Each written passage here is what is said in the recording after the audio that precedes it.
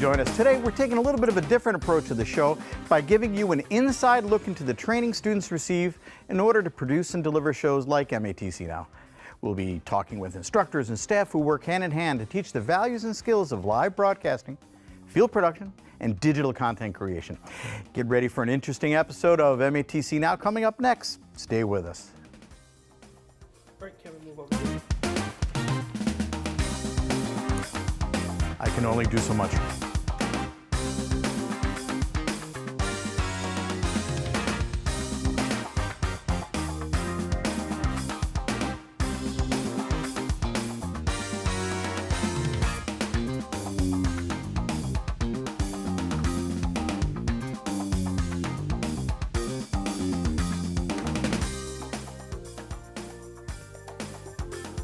Welcome once again to this episode of MATC Now. I'm your host for the week, Kevin Pulse, the executive producer of student programming, including shows and series just like this one. And today we're featuring what goes into creating those programs with some of the professionals that support the efforts. Amongst them, and right beside me, as a matter of fact, for many, many years, is Mark Bergner, lead and advanced eProduction instructor here at MATC. Mark, what's going on, big guy? Not much, not much. Very happy to be here. Thanks for having me. Well, tell us, a little bit about your role, since I work next to you every day and I have no idea what you do or what eProd is all about. I'm sure a lot of people have that same question. No worries. It's digital content creation. We're creating stuff to be released multi-platform, online, for on-demand for viewers where they live. That's pretty cool. I just love the work you do and what the students do all the time. So let's check in with another one of our instructors and this week's field correspondent, Gary Wernett. Gary, where are you and what do you got for us today? You got to be around here somewhere. I know you are somewhere. Hey, Kevin. I'm in the secret hallway that connects all three of the PBS studios together. Back here, a lot of things go on. We have props, we have settings, we have all kinds of things. In fact, right here, we have a live set where a show is actually going on. Let's take a peek. Close the door! All right, well, I guess we're not welcome in there. Studios in just a couple of minutes. See you soon. It's definitely important to have the correct set of skills and environment to provide our students. And like Gary showed, what beats learning about TV more than doing it in an actual TV station? So enough of this employee stuff. Let's get off to the real reason we're here, student-produced content. First, a look at what student producers Abby Bean and Robin Jackson were able to carve out from their visit to the Jack-O-Lantern Jaunt. Then, deep breath in, deep breath out, something a little bit more relaxing with student producer JC Griffith and her visit with an MATC yoga instructor.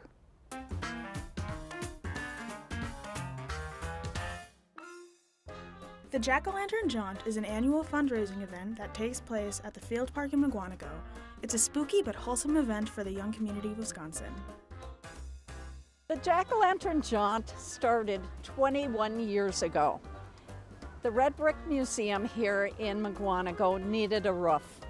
And my sister had this wonderful idea of putting pumpkins around the park and having a community event. And we had it 2 nights. We raised about $875.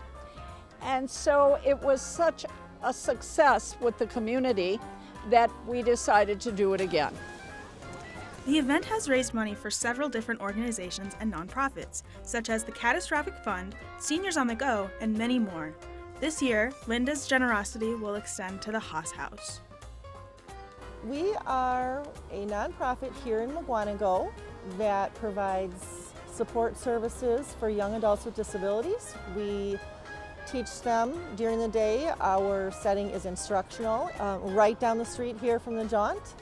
Linda knew me years back because she was a support person for my son with autism when he was little. And she didn't know I ran the Haas House until she came in one day, and she went to the Rotary and she talked to the Rotary Club here in McGuanago and suggested that the proceeds would go to the Haas House this year to help us with our projects, our growth, expansion, and whatever we need for the client. Everything here is made possible by the lovely volunteers that come to help.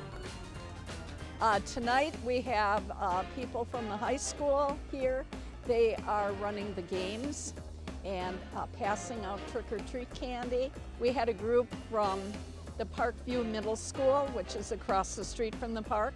They came over and they decorated the pavilion. They did just a wonderful job. All of the activities are free for anyone attending, including a haunted bus and a haunted house.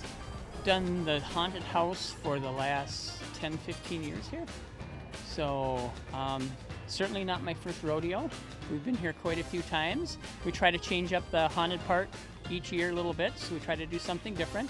This year is the alien theme, so we have a whole haunted house full of aliens and whatnot. Throughout decades, the Jaunt has been a place for comfort for many residents of Mukwonago.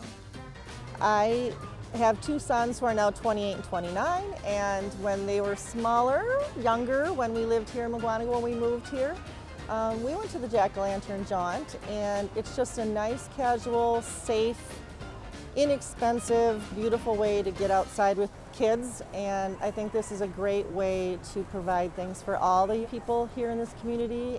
This goes to show how a willing community can work together to make something truly beautiful.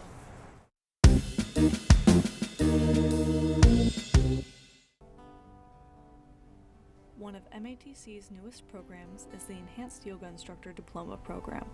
The EYI program allows yoga practitioners to apply both holistic and Western practices into health and wellness. The program's creator and sole instructor is Shannon Broadwell. So I found yoga, or yoga found me, and when I really got into it, I went to a class, and it was just like one of those things that I was like, this is what I want to do. I just Google searched yoga teacher trainings, and that kind of led me down the road of taking a lot of different certifications over the years, and then this opportunity here at MATC opened up to be able to build this program. So to take it to a different space other than just teaching in a studio, which has been lovely. Even with the accomplishment of Shayna creating and running this diploma program, she still has multiple goals and hopes to achieve. What I would love to see built with this program is more of an integration of yoga into the Western medical model and a legitimacy within the teaching field of yoga as well. I'd love to see that marrying together. I also would love to see within the field this building of more diversity within the yoga teacher population, because we oftentimes trainings are held within a studio, which is great, but can sometimes be intimidating or also cost prohibitive. So I think that MATC will give students the opportunity to diversify into this field. I think MATC is a great place to start because it is going to be one of the most cost-effective ways to get your education, whether it be in the yoga teacher training or not. And then I think if they want to step out into the world, this is going to give them a great foundation because they're going to get a lot more of the Western medical knowledge that they might not get in some of the other trainings out there, to give them a broader field to be able to work with patients and students and clients. With one of Shayna's foundational goals being to integrate yoga into Western medicine, the way in which she teaches at MATC has evolved. I've been doing teacher trainings for a few years now, and I think that it has changed my perspective of being in a different space of teaching at MATC than opposed to how teacher training is oftentimes done in a studio, because it's very cohesive in a studio, whereas at MATC we've kind of broken things into different categories. So it's given the opportunity to get a little bit more in depth in some of the trainings. Through creating the EYI program, helping students become well-rounded yoga practitioners, and creating harmony between holistic and Western approaches to wellness, Shayna is able to gain satisfaction. What drives me to educate the students and show up every day for it is the belief that yoga has a profound benefit for people and can really help them change their life, whether they end up wanting to teach it or not. And so just being able to share that information and see again how people's lives get more authentic and usually better. I should really consider doing some yoga. I never get that type of relaxation in my life with all these students around. Mark, what do you think? You in? You little downward dog or sideways. I got to stretch sandwich first. fish or The trick something. knee will give out on me. I don't know, but Okay. I definitely want to visit the Jack-o'-lantern Jaunt. That'd be amazing. Yeah, I think that's a great idea. Gary is roaming around somewhere. I think a little bit too long. We should go check up on Gary. Gotta make sure he's staying out of trouble. Gary, where are you at, big guy? Hey, Kevin. We've made it down to Studio D, which is our student studio that we teach all the students how to run cameras and how to perform in a studio. If you look inside of here, you can see it's empty for one thing, so we're not going to get yelled at for being in here. And you can see we have the cameras, a set that's lit for their demonstration project, and all the lighting in the grid, which is similar to our other big studios. However, this is where they first start to learn about studio productions. But there's also another big component to that, and that is the control room. We're going to talk with our other instructor, Lauren Hill, who's going to tell us a little bit more about what goes on back here. You may need this. Thanks, Gary. So this is the control room for Studio D, like he said. We like to train students starting on our shader. That way we make sure everything is perfectly... That way we make sure that everything is perfectly exposed. Then we like to go over to our prompter so that people know exactly where they're reading when they look on camera. And we also show them graphics. Those are all of our lower thirds and things that you see throughout the day. I tend to sit here during our productions. And then we also have the switcher, which is where they get to press all of our fun buttons and change what goes into preview and what goes into program. And then we also like to show them audio, but I believe Gary's going to tell you all about that. Well, I am going to talk a little bit about it, but I want to thank you for your time. I know you have a lot to do. I do. So stop Okay. all this, and we're going to get back in. So we're going to take a walk, and we're doing that. We're going to talk a little bit about audio. The audio is a complete different board, and the student will sit at a board, and they bring up different packages, audio from packages, from microphones, music, sound effects, whatever it may be. There needs to be a board for them to do it. So here we are, arriving actually into Studio B. Studio B right now is actively constructing the Letters to Santa set. Letters to Santa is the longest running PBS program here in Milwaukee. And every year it's designed by the students and constructed by it. So we're going to meet up with John Larscheid around here, who is the studio supervisor. Hey, John, where are you at?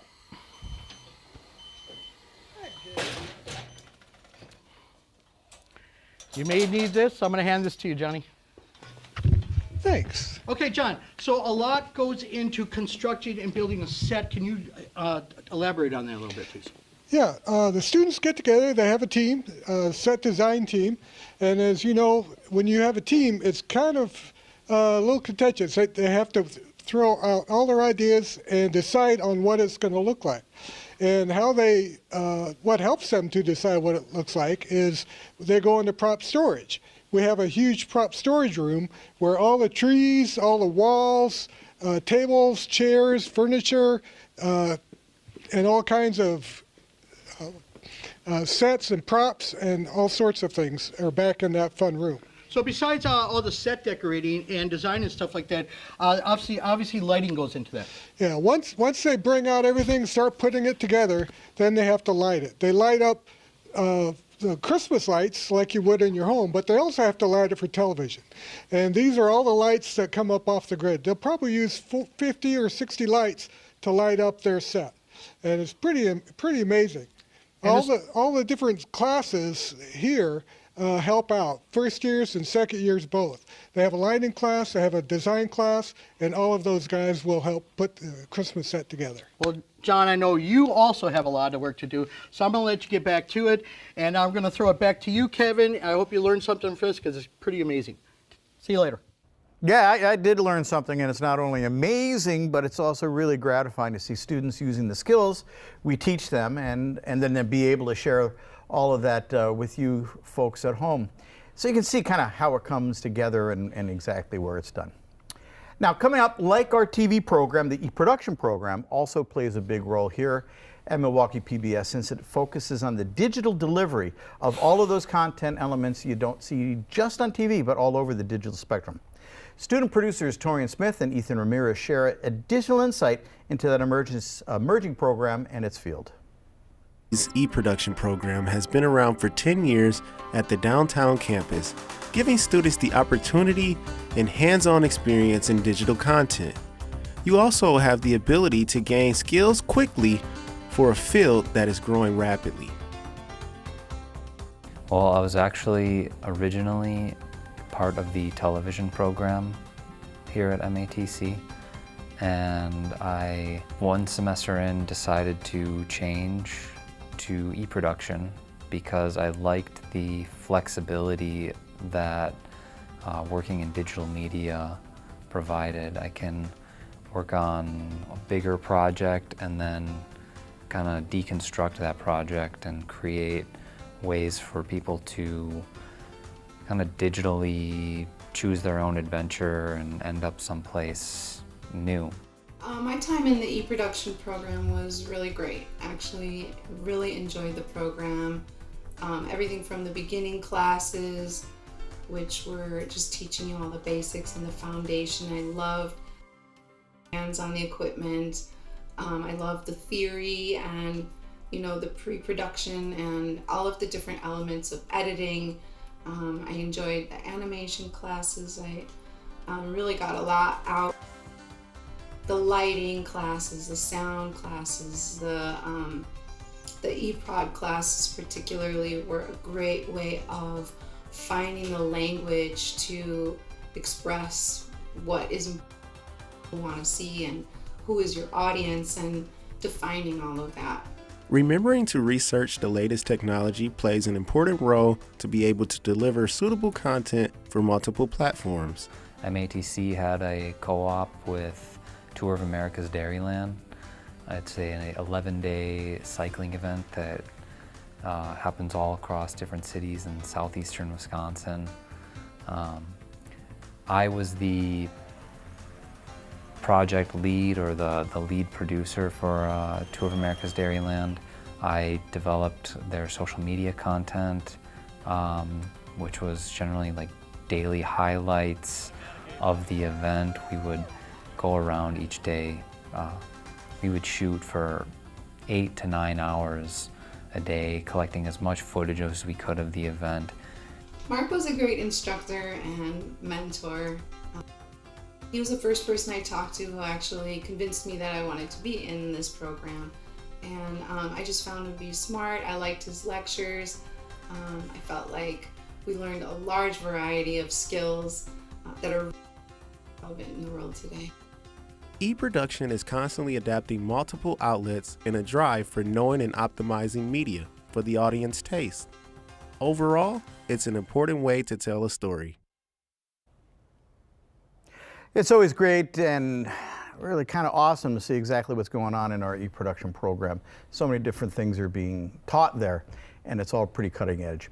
Now, both the TV and eProduction programs are part of the Creative Arts, Design, and Media Pathways. This is a group of creative programs working in concert to prepare students for employments in all sorts of creative fields, and we just happen to have Mark Bergers here with us, brand new to MATC, and he's the Associate Dean of that Creative Arts Pathway. Welcome to the show, welcome to our studios, welcome to MATC.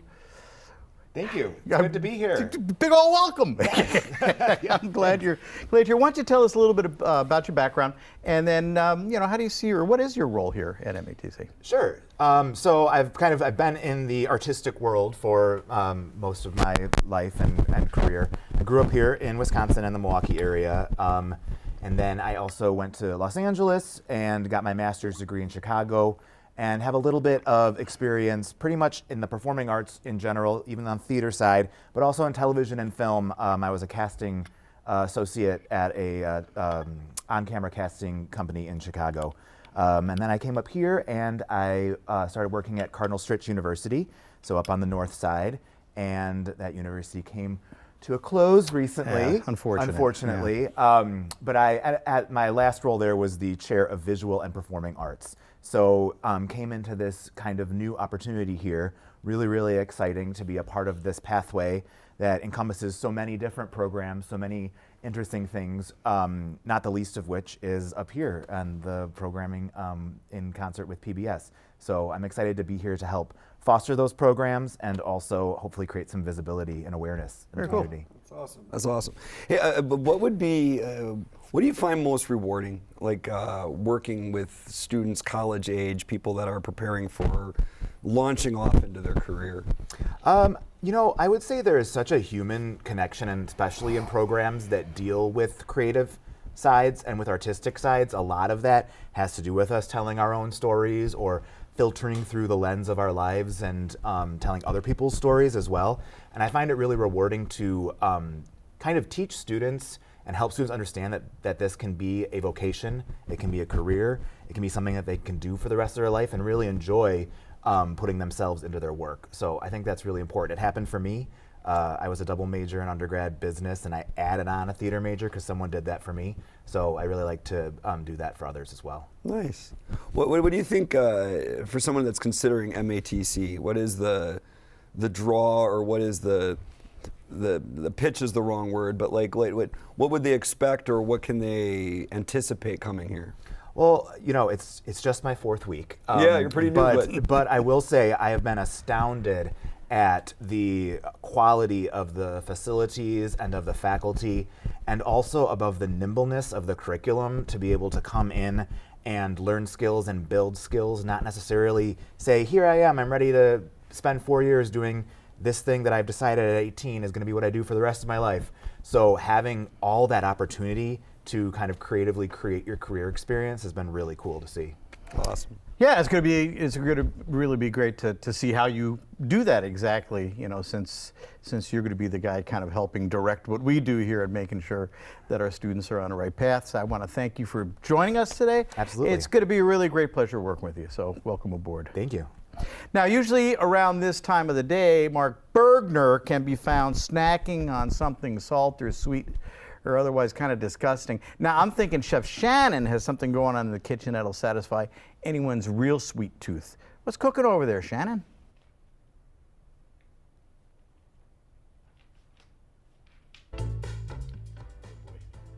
Last week's episode of MATC Now, we made different types of potatoes. Now, on today's episode, in light of it being spooky season, we're gonna make some caramel apples, because what's Halloween without one of the most common treats? What you're gonna need is 2 cartons of caramel, heavy cream, your choice of apples, I'll be using Honeycrisp today, peanuts, crushed Oreos, sprinkles, and skewers. All right, to start off, we're gonna be turning on our stove to about medium to medium-high heat. We're gonna go over and we're gonna grab our caramel. We're just using a regular saucepan today. We're gonna scoop some of this caramel right into the pan. This stuff is super, super sticky, so try not to get it everywhere. All right, you can tell it's hot because it's sizzling. Next, we're gonna take just a little bit of our cream, and just a little bit, try not to overdo it. It's just enough. There you go, that's all you need.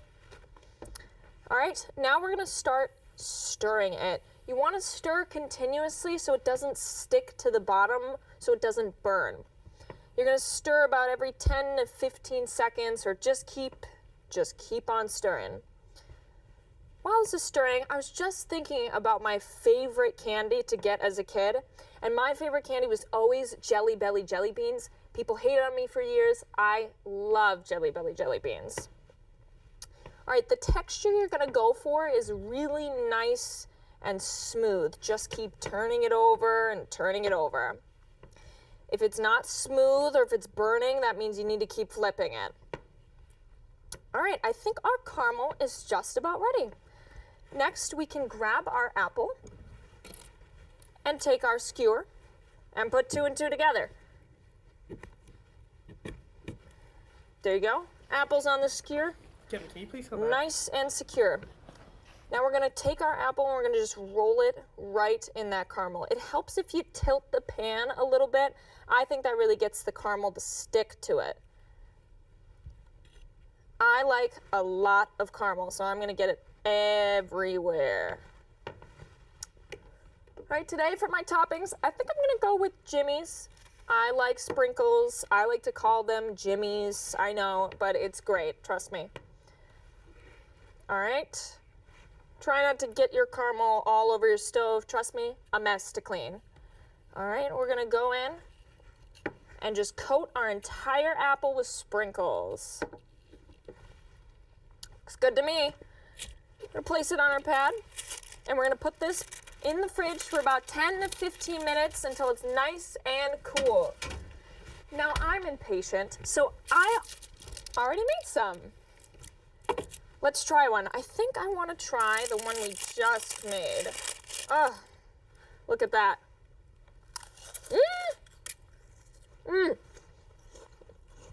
That's really good. Really, really sticky. All right, that's all the time we have for today. Make sure you tune in next week for some other fun recipes. Thanks for watching and happy Halloween.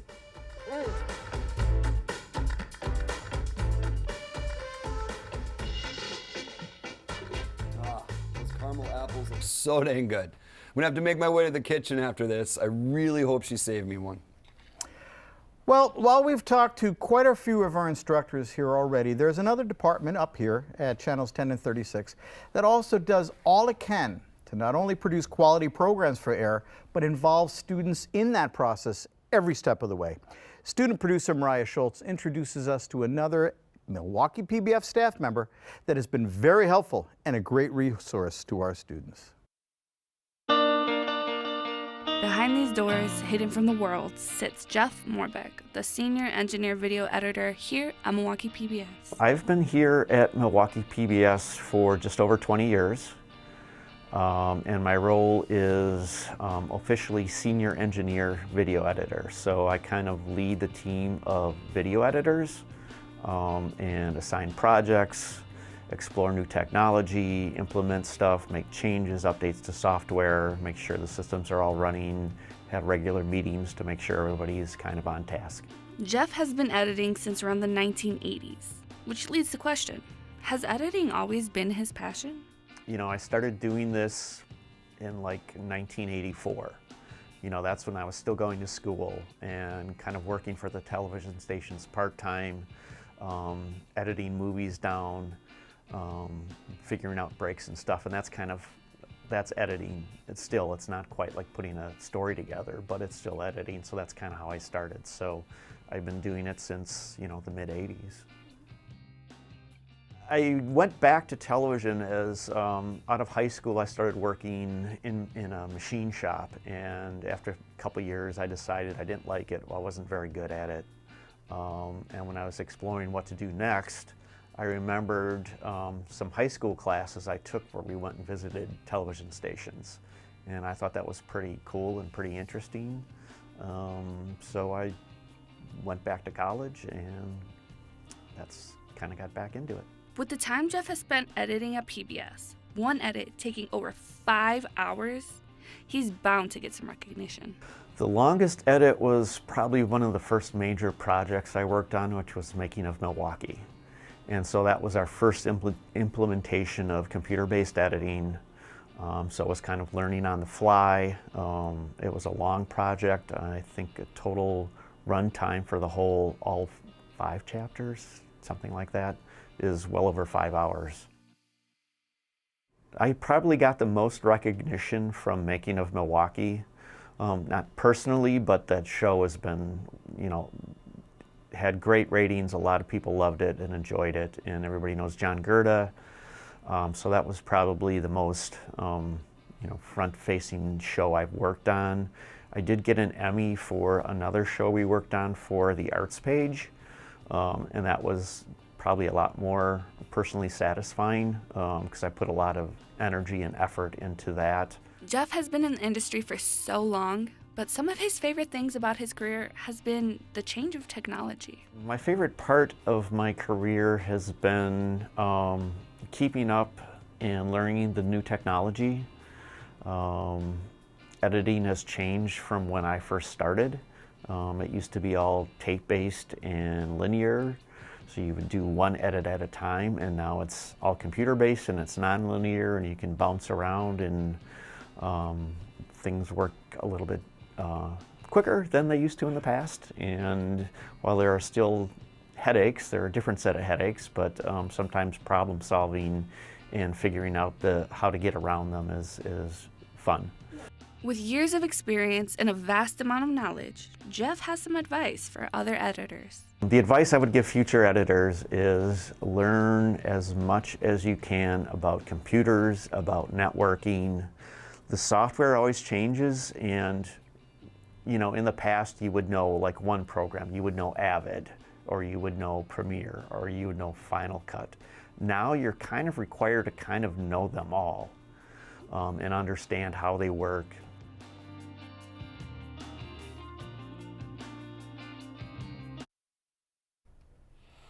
He really is such a great person and an even better staff member. Now let's join Kevin for the MATC Minute and see what events are coming up. It might be hard to believe, but the spring semester is fast approaching, so don't forget to register for those courses you need to graduate. Continuing students can begin to register on November 6th. Open registration starts 20th. Want to support MATC's Future Hospitality Student Association? Head down to Mod Pizza in Shorewood this Sunday and mention the fundraiser to the cashier, or use the code MODGIVES20 when ordering on the app to help out as they fundraise for their trip to San Francisco. The club receives 20% of the sales. Could be a lot of dough for the effort. Check on your heart health and sign up to be a volunteer. Help students in the echocardiography program get hands-on experience scanning ultrasounds every Monday through December 11th at the downtown campus. Are you a parent with kids looking forward to Christmas? Of course you are. These very same TV production students are still looking for children between the ages of 3 and 7 to be cast in our upcoming Letters to Santa production. Sign up today and email letterstosanta.pbs@gmail.com. Whole lot going on. Thank you so much, Kevin. I think it's finally time to go behind the scenes, literally, at the Miller High Life Theater. Let's take a look at what student producer Shannon O'Dwyer has for us in this week's Hidden Gem KE. I'm student producer Shannon O'Dwyer, and this is a Hidden Gem KE.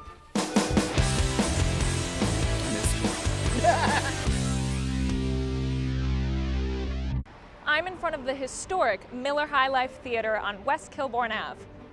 Let's check it out. After a fire in 1905, the once industrial exposition center was rebuilt to become the Milwaukee Theater, later dubbed the Miller High Life Theater in 2017. The theater is full of rich history. Some of the original artwork still remains, such as these murals painted by Thorsten Lindberg depicting the city's fathers Solomon Juneau and Byron Kilbourne. Historically, the space was used for concerts, circuses, political rallies, and sports events. Some of the notable headliners that have played here include Dolly Parton, Jimi Hendrix, the Beach Boys, Queen, and even the Beatles, to name a few. Just imagine sitting in these seats while the Beatles are singing A Hard Day's Night, or hearing Martin Luther King Jr. give an inspirational speech. This theater has truly held some of the greats. If you are in the Milwaukee area, the Miller High Life Theater is worth the stop. Well, that's all the time we have for today. I'm Shannon O'Dwyer, and this has been another Gem KE.